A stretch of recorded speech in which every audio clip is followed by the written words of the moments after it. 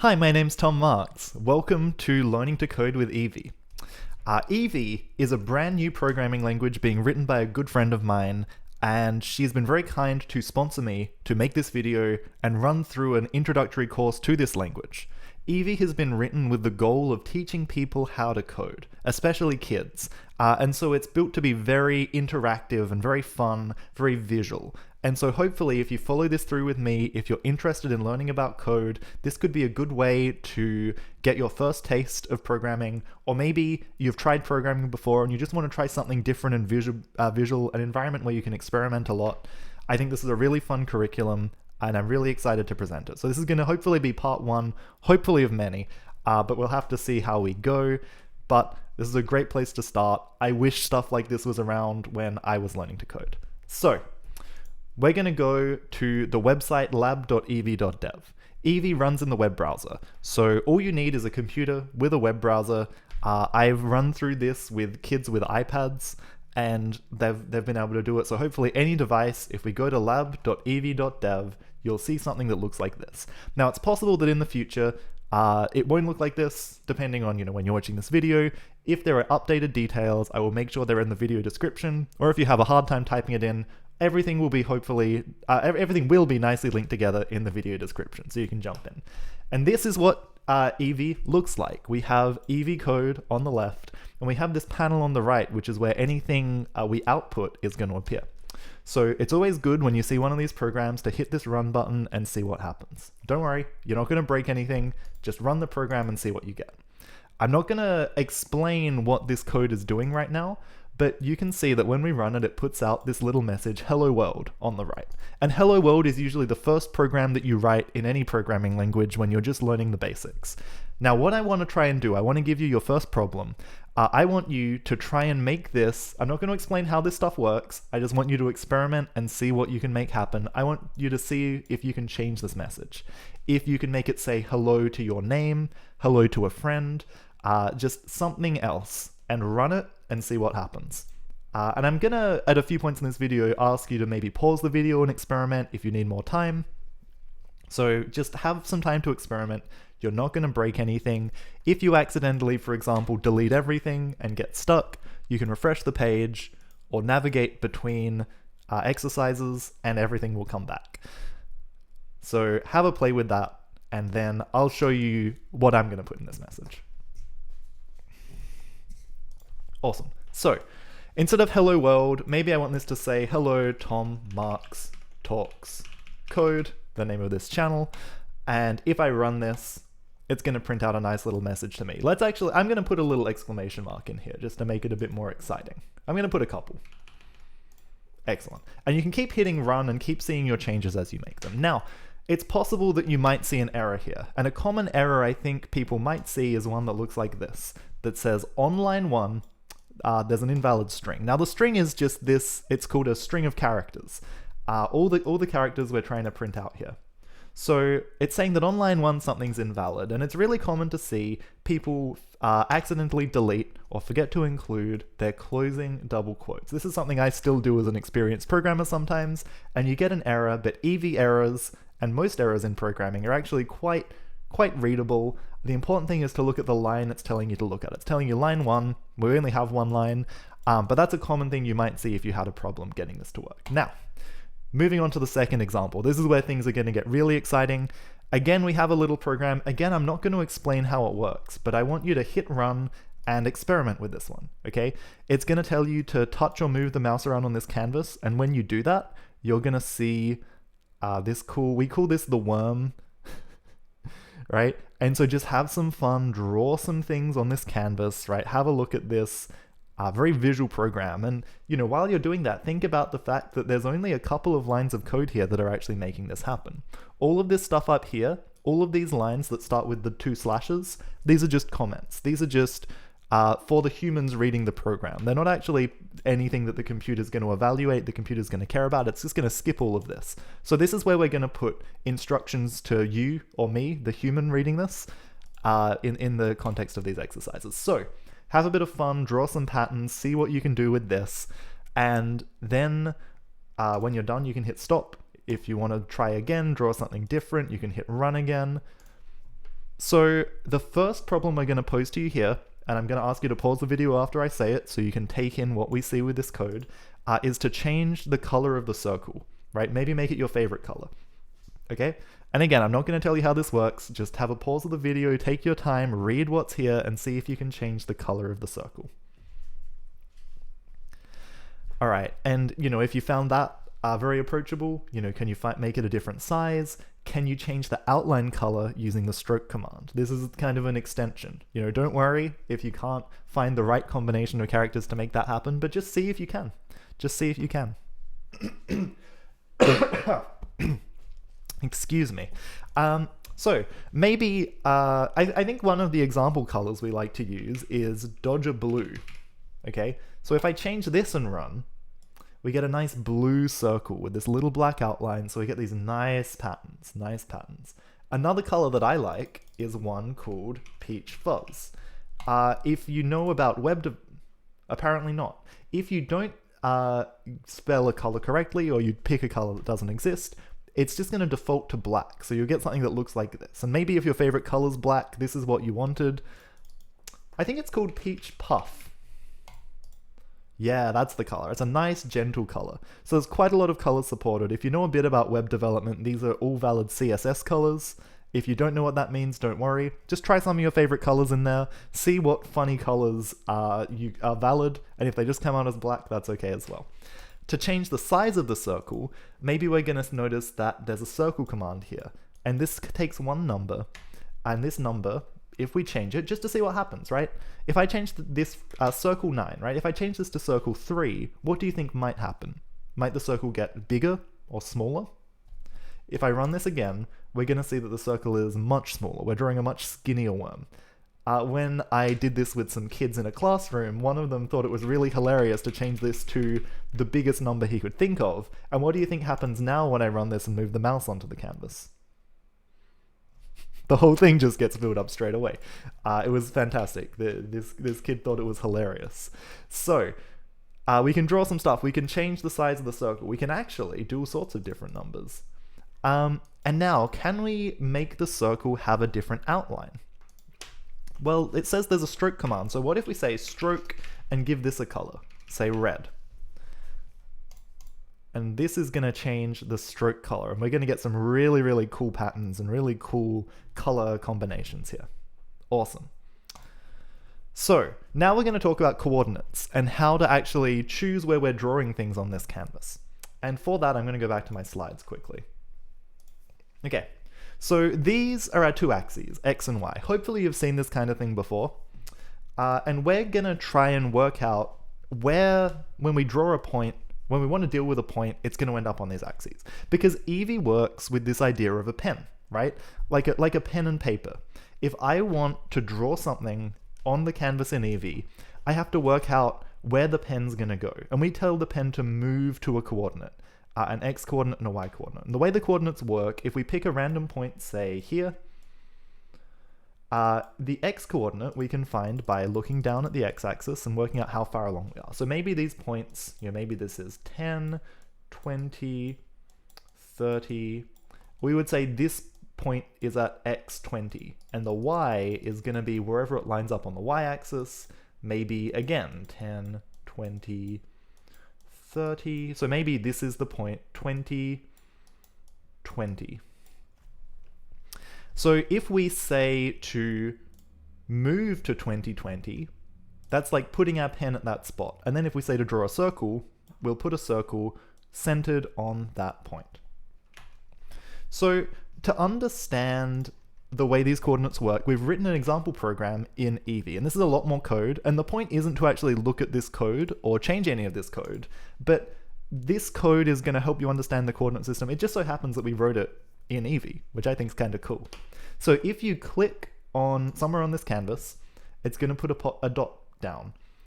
And the challenge is to try and work out where this dot is. So if I want to work out where this dot is, I'm going to look at how far along the x-axis it is and how far along the y-axis it is, right? And if you click again, you're going to get these little helper lines, right? So how far along the x-axis is this? This looks like it's at x50, and this looks like it's at y50 as well. So I think this point is at 50, 50. So see if you can click through a few examples and work out the coordinates of the dot. and test yourself on it. Cool. And that's all we're asking you to do here. When I've taken this into schools, again, sometimes kids have had a lot of fun going in, changing the color of the circle, making it a square instead of a circle, doing all kinds of things, but we're not asking you to read or interact with any of this code. Maybe at some point you'll be able to come back and have a look and understand how it all works, but that's just kind of a nice bonus that this happens to be written in Eevee. So, now we're going to draw some circles, okay? It's always good when you come into these examples to run them and see what happens, and to have a bit of a look at this code. And the first question we like to ask, and this is a really hard challenge question, is which country's flag is this? And it turns out it's, well, I don't want to spoil it, but it's not a country I'd really heard of before. So that was fun. Now, can you work out how to move this circle to the center of the screen? Okay, and then put it's already pretty much in the center, but can you get it right in the middle of the screen, the middle of the circle in the middle of the screen? And then can you move it to each corner of the screen, right? Put the center of the circle in each corner, each of these 4 corners. Now, again, when we're drawing in Eevee, we have to tell the pen to move to a certain point. So if we want to draw it down in this corner, we have to say move to whatever this point is, and then draw a circle. We might say move to 70, 30, and then do a rectangle, right? But we have this idea of the pen that we move around, much like you would move a pen around a piece of paper. That's the kind of philosophy behind this move command. So can you work out how to put the circle in the center of the screen and then each of the four corners? Awesome. And once you've done that, well, sorry, I need to show you how we do that. We can change this move command. We can change this 40 into a 50, because 50-50 is the middle of the screen. These axes go from 0 to 100, 0 to 100, so 50 is the middle of the x-axis and 50 is the middle of the y-axis. So when I run this, the circle goes perfectly into the middle. Now each of these corners, right, I was just saying before, this point down here, this is 0 along the x-axis and 0 along the y-axis, so that's going to be moved to 0, 0.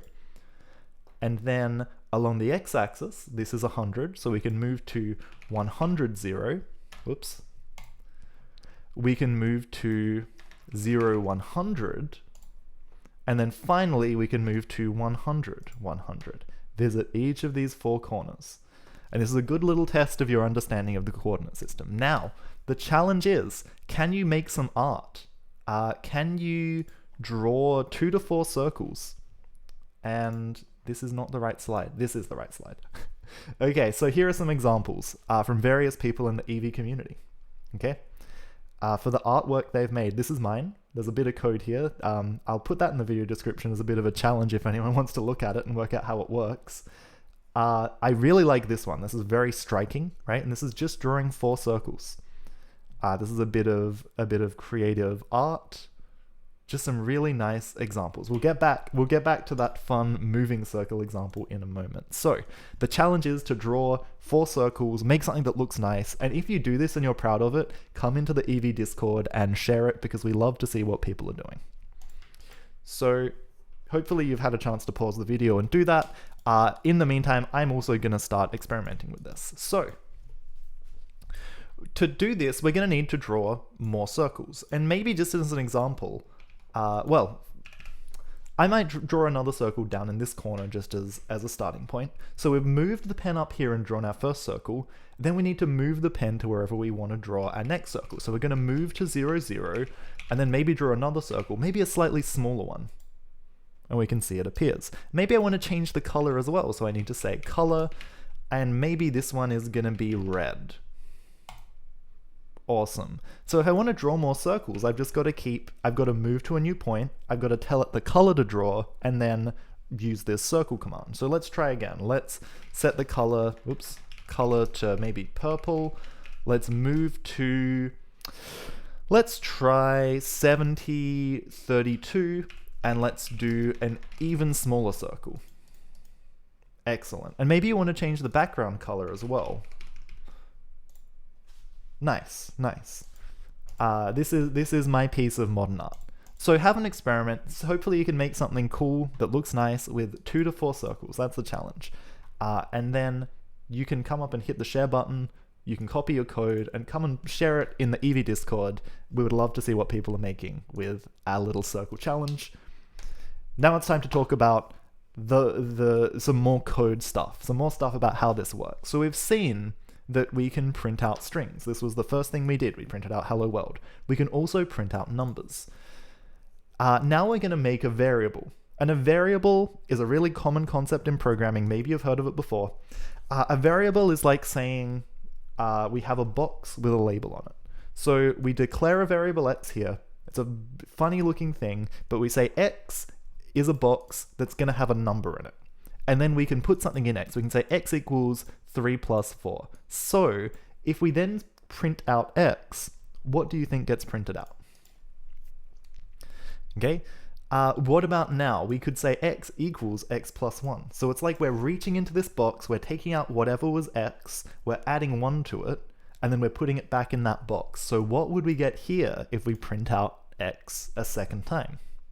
And let's run this and see what comes out. So we see hello world, we see 1, 2, 3. The first time we print x out, it's 7, because we say x equals 3 plus 4. And then we do x equals x plus 1. We reach into our box labeled x, we take out the number 7, we add 1 to it, making 8, and then we put it back in the box. So later when we try and print it, we're saying, okay, reach into this box, get out the number 8, and then print it into our output. Cool. Hopefully that made sense. And if it didn't, we're going to experiment now with making our own variables. So I want to see if you can kind of copy what we have here when we make the variable x, see if you can make an age and a name variable, put your name and your age in them, and then print them on the screen. Now, when I asked my mum to do this, she wasn't thrilled because she didn't want to admit her age, but, you can pick a different number if that makes you more happy. Okay? So, again, pause, take your time, see what happens. If you get any errors, just look at the line number they come out on. And then I'm gonna do this for me. So I'm gonna say my name. Actually, no, I'm gonna say my age is a variable that takes a number. I'll say my name is a variable that takes a string. A variable that is a string, sorry. I just realized I didn't really explain this before I asked you to do it, but that's okay. Maybe you got stuck on this, and now I'm gonna set that straight. So there's hopefully nothing too scary about this. It just looks a bit different, and if you've done other programming languages, this might actually look quite different, but it's hopefully not too scary. My age, I'm 28, and my name is Tom Marks. Tom Marks. Now, when you have a string, you have to wrap it in these double quotes. That's like saying this is a string of characters that we can then print out into our output that we can work with. So I can say print name age, and there I am. Awesome. Hopefully that all made sense. If this part, the name variable that we're putting a string in doesn't make as much sense, that's okay. We're more focused on numbers for now and understanding that we can make a variable, make a box with a label on it, and we can refer to that thing later on. We can put things in the box, we can take the thing out of the box whenever we see the name age or X or whatever label we've put on that box. Awesome. Now we're going to talk about loops. And loops, it's going to be a bit of a step up in complexity. Now, I thought I'd change this example to look a little bit different. That's okay. But let's step through what we see here. Actually, no, first let's run it and see what happens. So when we hit run, it's going to print out a series of numbers, okay? And this is one of the great things about loops. It lets us do things over and over and over again until we can tell the computer that we're done, that we've met some final condition and it's time to stop going around in circles. So let's go through this code bit by bit. First off, we're making a new variable called x and we're setting it to 0. Called I, sorry. We're making a variable called I and we're setting it to 0. Now we have this thing called a while loop, okay? So things inside of this while will do, we'll loop around and do these things while this condition is true. So I less than 10, okay? So when we first come in here, I is going to be 0. So is I less than 10? Absolutely.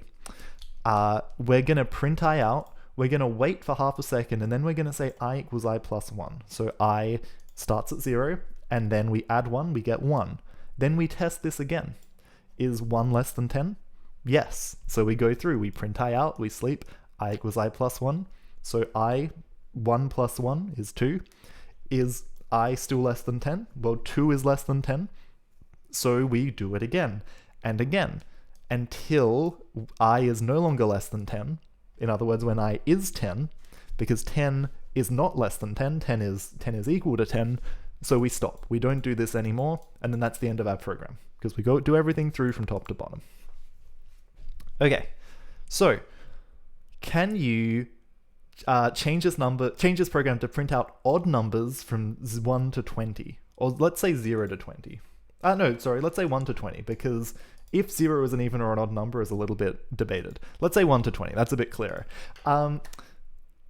So, a good place to start here is to first print out all the numbers from 0 to 20. That would be my recommendation for where to start with this. So see if you can work out where in the program to make that change to make that happen. Okay, so I would do it like this. Well, again, 0 to 19. I need to be careful with my bounds here. If I want it to be 0 to 20, I would need to do it like this. And we'll print out 0, 1, 2, 3, 4, 5, 6, 7, 8, 9, 10. God, and they go a little bit slow, don't they? One of the other things down here it says is to sleep for 0.2 seconds. So to wait less time in between numbers. And that's going to go a little bit quicker. That's going to be a bit nicer. Just when we're testing things out. So, printing out the odd numbers. Now this is a bit tricky. And I've seen a couple of different approaches to this, and there are a few different ways to do it. But the first thing I would say is, how would you go about printing out even numbers? If you don't know where to start with odd numbers, try even numbers first. Because odd numbers and even numbers, they look pretty similar. There's just a small difference between them. If you imagine 2, 4, 6, 8, and then 3, 5, 7, 9, right? There's just a difference of 1 between those numbers. So see if you can get even numbers as a stepping stone into odd numbers. Okay, so if I want to print out even numbers here, all I need to do is increase I by 2 each step, because then we're going to have 0, 2, 4, 6, 8, etc. up to 20. So now to turn these into odd numbers, well, this is one, you can imagine 1, 3, 5, 7, 9, 11, 13, like having this list of odd numbers, there's just a difference of 1. So what if we started at 1 instead of 0? We would have 1, and step through it in your head and see if you can follow what happens. You come in with 1, and then you print it out, and then you add 2 to 1. Well, what's 1 plus 2? It's 3. Then you go through again. What's 3 plus 2? 5. So if I do this, will it print out the odd numbers from 1 to 20? That looks right to me. Awesome. So hopefully that made sense. This one's a bit trickier. It's a bit of a jump in complexity. And, feel free to try and find some other things you could do. Maybe print multiples of 3. Maybe print multiples of 5. Maybe try and, if you want to do something really fancy, wait longer as the numbers get bigger. There are lots of different ways you could extend this to challenge your understanding. But we're going to move on to another really, really good loop example here. Okay, I'm just going to stop and have a quick drink.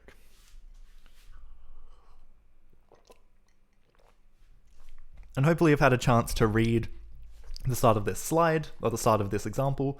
It's the biggest example so far. The first thing we want you to do is draw 6 circles. So it should look something like this. This is the desired output, right?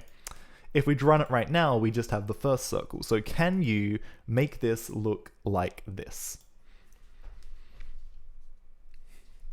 All right, so the extension is to do it in a loop, but first, just to keep things really simple, I'm going to go through and I'm manually going to move the pen to x coordinate 20, 40, 60, 80, and 100 and draw circles there. Okay, so I'm going to move 20, 50, circle 10, and I'm going to run it as I do each bit just to make sure that I haven't made any mistakes. Move 40, 50, and draw a circle of size 10. Awesome. Radius 10. So these are nice and snug. And hopefully while we're doing this, you're seeing a bit of a pattern.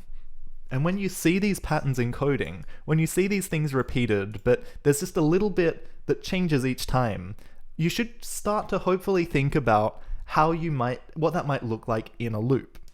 And what part of this changes, right?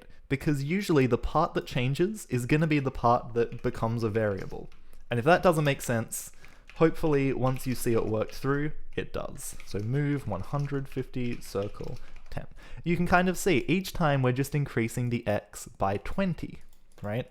So hopefully that at least feels a little bit familiar to what we just did with the while loops. Okay, so if I want to turn this into a loop, right? 0, 20, 40, 60, 80, 100. I want to make this x a variable. So we're going to make a num x, and we're going to set it to 0.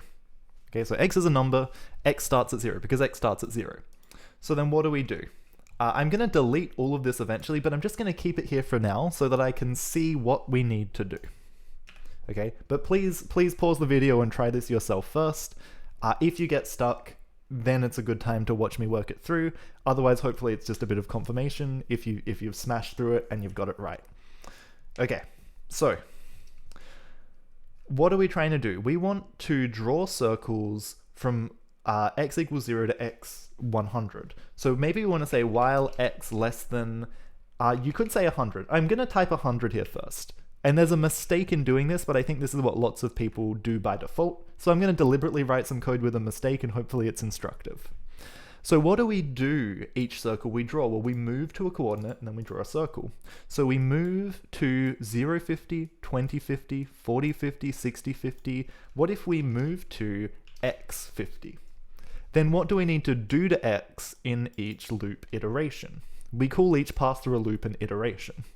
So x, between here and here, what happens to the x coordinate that we pass to move?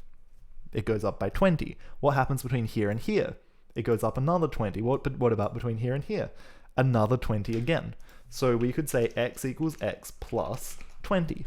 And when I run this, and I've, well, once I delete these so that we actually get different output, when I run this, nothing happens, because I forgot something. And this happens. Sometimes you write code, you forget something important. And what I forgot here was to actually draw the circle.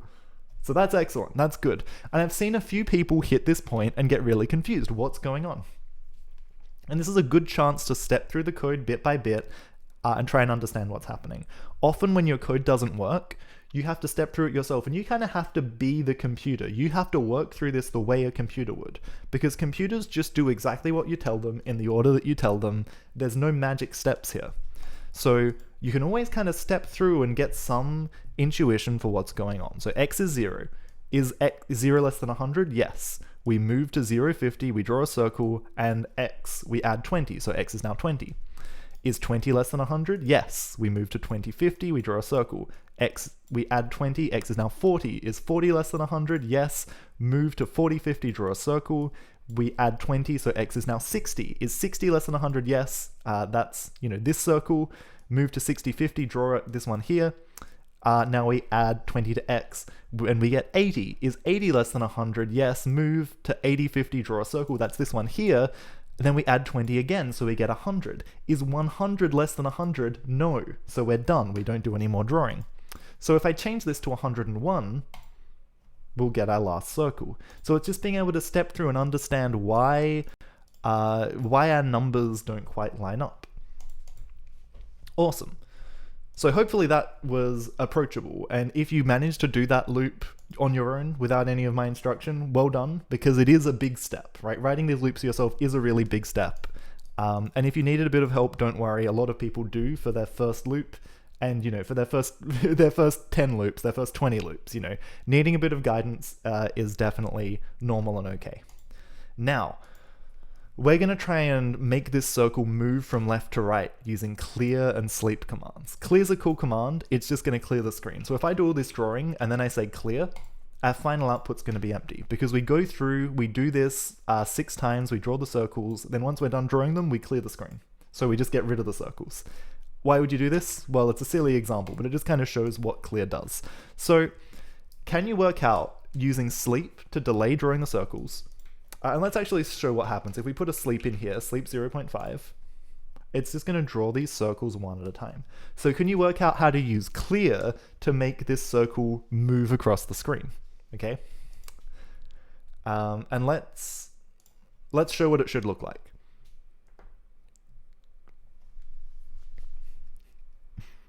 All right. So this is a fun example. This is a really fun example. So what if I put a clear in before I sleep? No, what if I put a clear in after I sleep? This is also really common. And this is also a good chance to step through and see what's going on, because these mistakes are easy to make. I make these mistakes.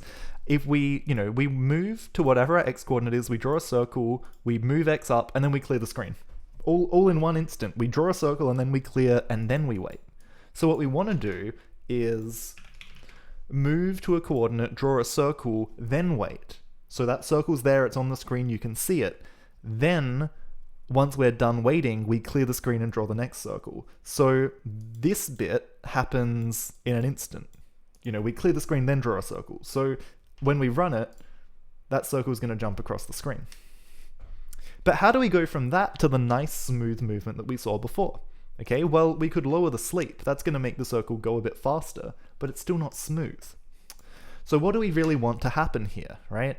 It feels like we're taking too big a step. Maybe we want to step a little bit less each time. And what controls how far we step each pass through this loop? Well, it's this line here, right? So what if we move x up by 2 instead? That's still pretty good. What if we turn our sleep down even more? Now we're getting pretty smooth. What if we go to 0.02 and we move this even less? That's really smooth. That's beautiful. That's beautiful. So that's a moving circle.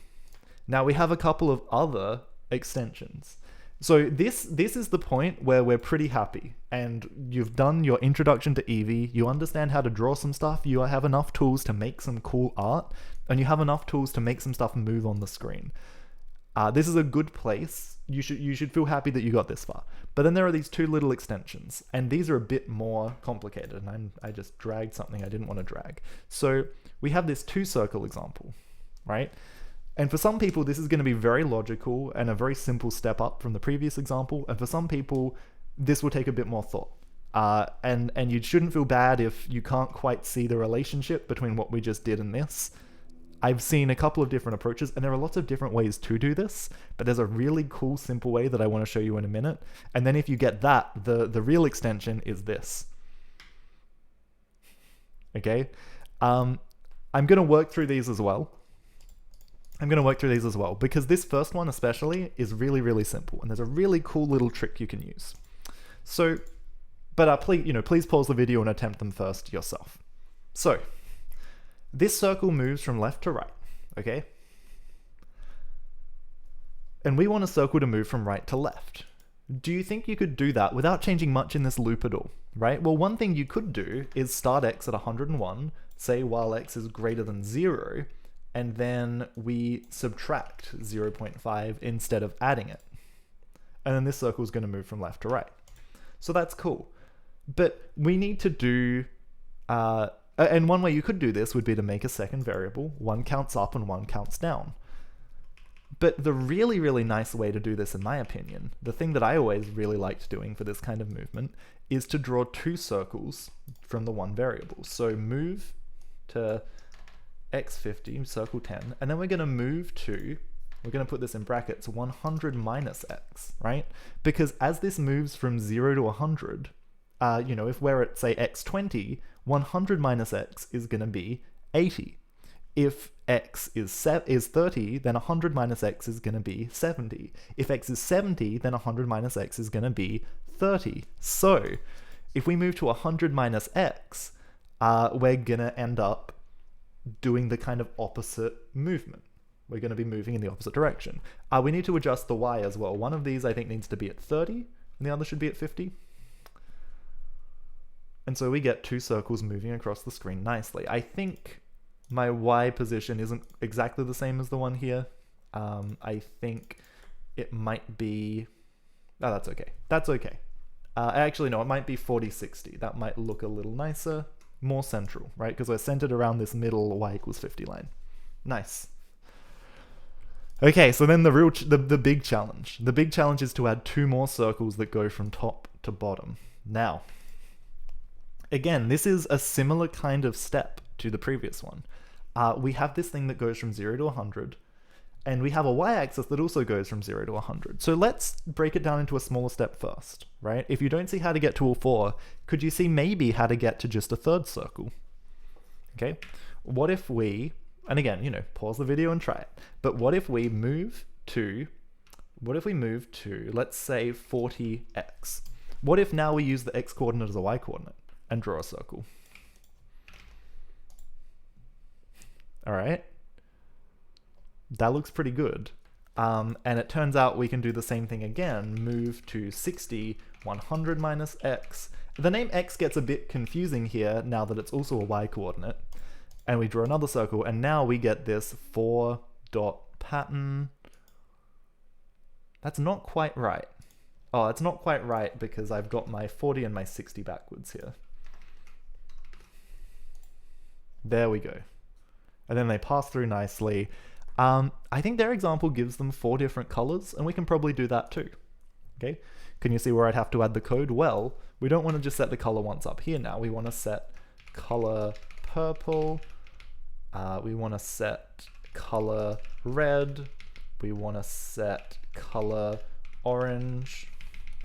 And we want to set color yellow. These aren't in the same order as the real example, I don't think, but it's close enough to see that this works and looks pretty great. Looks really great.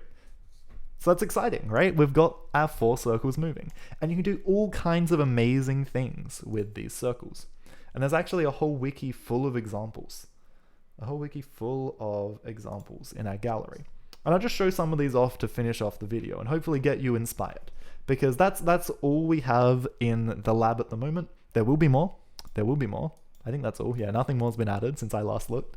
But you can do a lot of really, really cool things with a little bit of code. And you can go in, if you look at the gallery, I'll have a link to this in the description as well, you can look at the source code for any of these. So this is, you know, a bit more complicated than what we were looking at, but it's not hard to start maybe playing around with some of these things, changing some of the colors, and just having a look at you know, the way these programs work and starting to experiment with them. There's a lot of maths, there's a lot of trigonometry, but some of these are also very creative and cool. This is really lovely. This is our worm example that we already saw. The fractal tree is really cool. I think this is a fractal. There's a mouse chaser. The source for this is fun. The string art is probably the example that gets the most people the most excited. This one just looks incredible. So there's a lot you can do with Eevee, and I hope this has been a useful introduction that's gotten you excited to try experimenting with this language. We have a Discord server, so please, if you make anything good, come along and share it, or, you know, if you're not old enough to use Discord, maybe share it via a parent or a guardian. And I hope that this has been valuable. Please let me know if you have any questions, if you have any feedback for this style of presentation. If you have a technology you would like to see me talk about, please get in touch. I really love doing videos like this and presenting information like this. Eevee is currently undergoing a lot of development. I've been in conversation with Julia, and you know, we've gone to a school with it. We've got a few more sessions booked, which is really exciting. And yeah, it's just a great technology. I'm enjoying working with it a lot, and it's been great to talk about it. I really hope this has been valuable for people, so thank you so much for tuning in. Remember, eevee.dev, join our Discord, say hello, and thank you so much for tuning in. My name's Tom Marks, and I will be back in the future.